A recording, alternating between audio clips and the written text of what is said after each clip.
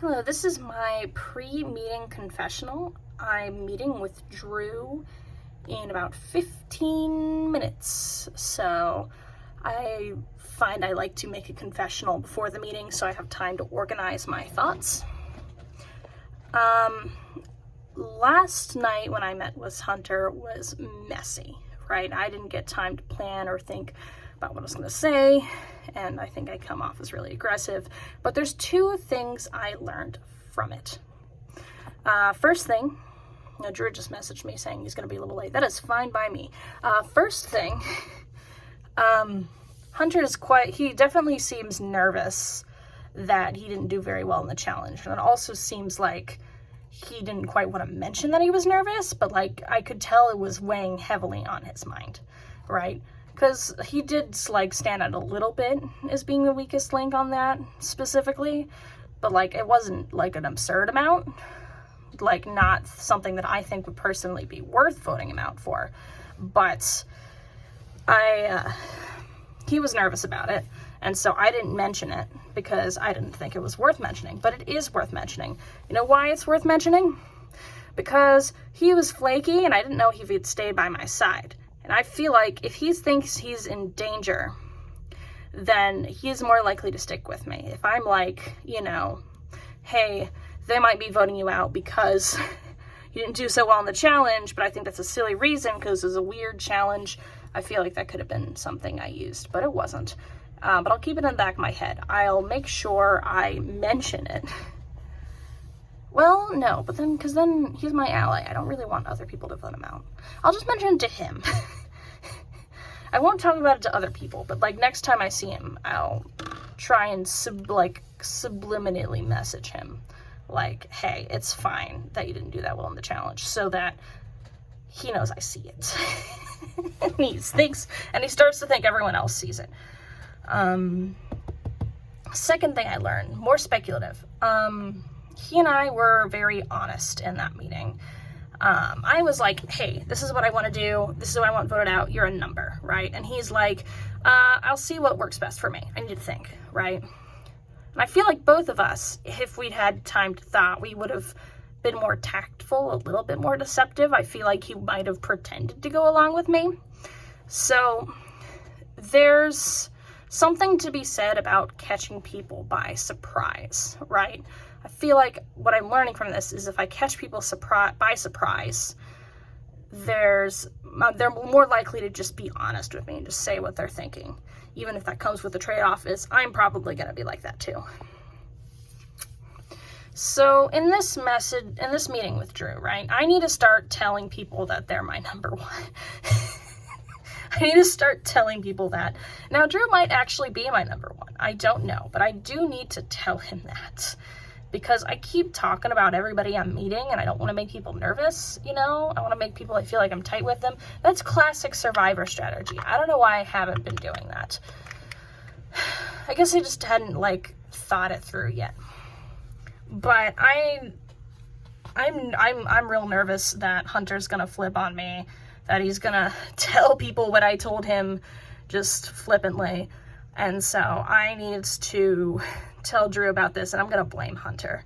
Even though I blame myself, I feel like I gotta blame him. I'm gonna say, I think Hunter's being kind of flaky. I told him about this because he was able to meet with me earlier, and I'm worried about where he stands, so I'm gonna talk to him some more. I want to be wary of that. But I think another mistake I've made is I haven't talked to everyone. I know Hunter has talked to everyone at least a little bit, right? But yeah, I need to have some kind of intel on where everyone's at, because I feel like half the tribe, I don't know what they're up to, right?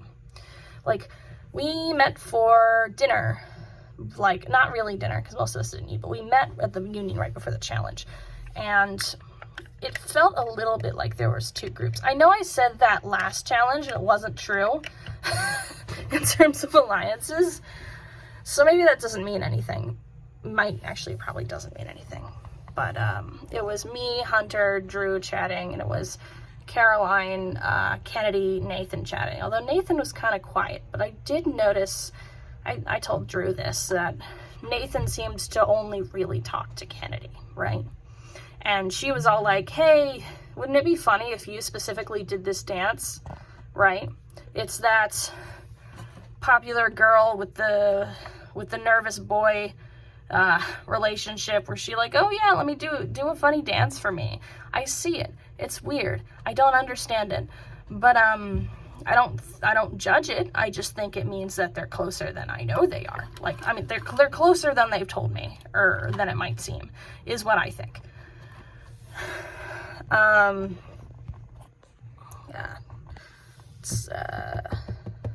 But yeah, I don't know.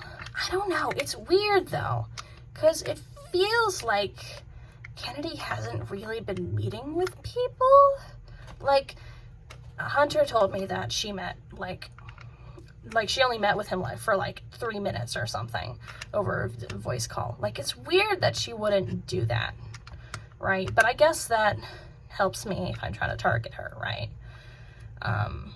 Commanding a little bit, like very like seeming social on top in the group, but not one-on-one, which is weird because that's the opposite of me. Hey, we're opposites. That's kind of funny. But yeah. But yeah, me and Drew, I'm gonna see if we can, I'm gonna be like, you're my number one, Drew. It might be true, it might not be, it doesn't matter. I'm gonna be like, you're my number one. We need to figure out who we're talking to people. My thought is we're gonna vote out Kennedy, but I am not super, like, set on this. Well, I'm moderately set about this. It's like, I want that to happen, and I think it's the right move, but also it's not worth risking if you have more information than me, right? And also if you particularly want something else, right? But I'm gonna like see if we can discuss what we think everyone's doing. I'm gonna have like a whole sheet. I'm gonna have everyone's name. I'm gonna be like, all right, what do we think Nathan's doing? What do we think Caroline's doing? Who should we talk to? If we're gonna, maybe we can divvy up and try and meet different people. Maybe I'll say, hey, I'll talk to Caroline. You talk to Nathan, right? So I really haven't talked to Kennedy or Nathan outside of this, which I am regretting a little bit. But also, it's like, if I'm gonna vote somebody out, I don't want to be super conflicted, because I can get super conflicted. But yeah, I'm looking forward to the party tonight. I'm gonna try and talk to as many trimates as possible. I'm not going to talk strategy because that is not allowed, but again, talking to people is strategy. Socializing is strategy. I'm not the best in groups or parties, but I'm gonna see if I can talk to as many people, as many like tribe mates as I can, not to get information because that's gonna get not allowed, just to get them to like me, right? Because that's, again, half the freaking strategy, right? I don't know. I'm excited. I haven't been invited to a party for a long time. I don't get invited to a lot of parties. I'm not actually that social of a person. I feel like I've probably mentioned that. I'm not actually that social of a person. I just also have somewhat of a background in politics. So it's like a weird mix. I do have more things to say. I have a lot of words. I'm always wording in my brain. So I've been really aggressive. I've been playing aggressively. I've been like, or at least with Hunter, right? I've been playing aggressively. I've been like, here's who I want out. We're going to be allies. This is what we're doing, right? I don't feel like that's even the best strategy. Like, I feel like doing that and being the person who does that early probably isn't the best for winning the game, because you're taking that risk a little too early on, right? Because when you take that kind of position, the clock kind of ticks down for when people think you're the threat because you're taking charge, right? So maybe I shouldn't have done that, but in a little bit, it's not always that the player chooses the strategy. Sometimes it's that the strategy chooses the player, because I've been thinking, I think I've learned about myself, right? I think we have different responses to fear. This is me speculating. Like, I feel like we have a response to fear of, something startled me, right? Sometimes people will run. Sometimes people will punch back.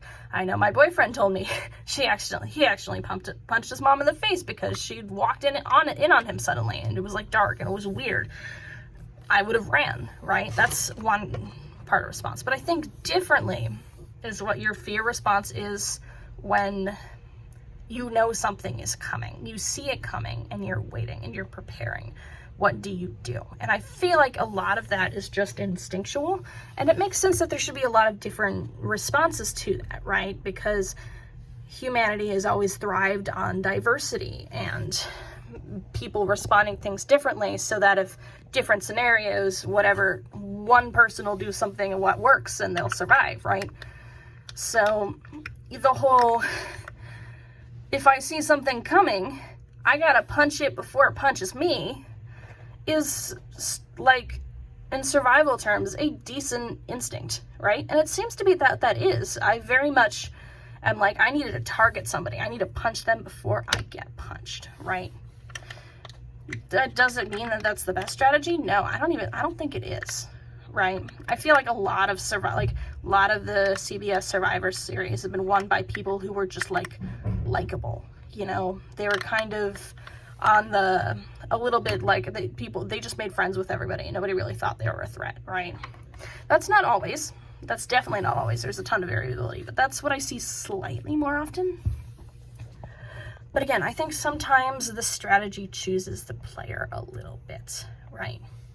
And if I'm going to be an aggressive player, then so be it, right? And I guess that's I can't just go with my instincts. I gotta think about it, right? I can't just do whatever my gut says all the time. Although it's distinguishing between your fear instincts and your logic is difficult.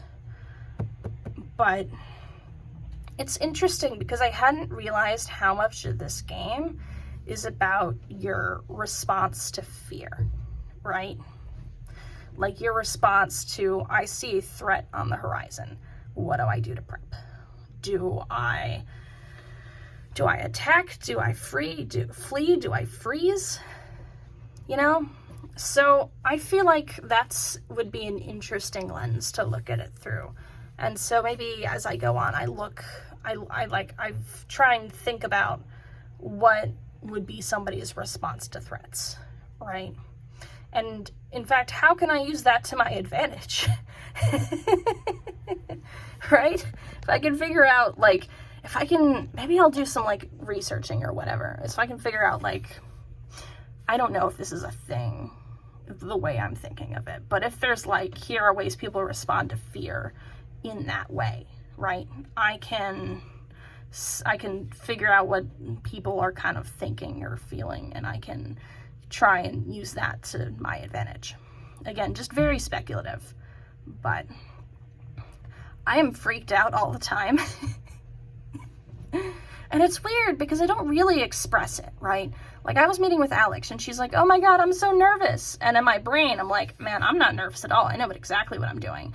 That's not true. That's just what I tell myself. I repress it. But I have the push it back, punch him instinct. But I have the pretend you know what you're doing instinct when it comes to things like this. But, not always, but frequently.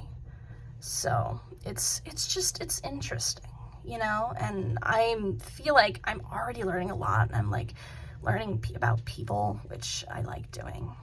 So, where should I feel like there was more. No, actually, I think that was about it. Anyway, I got my meeting soon.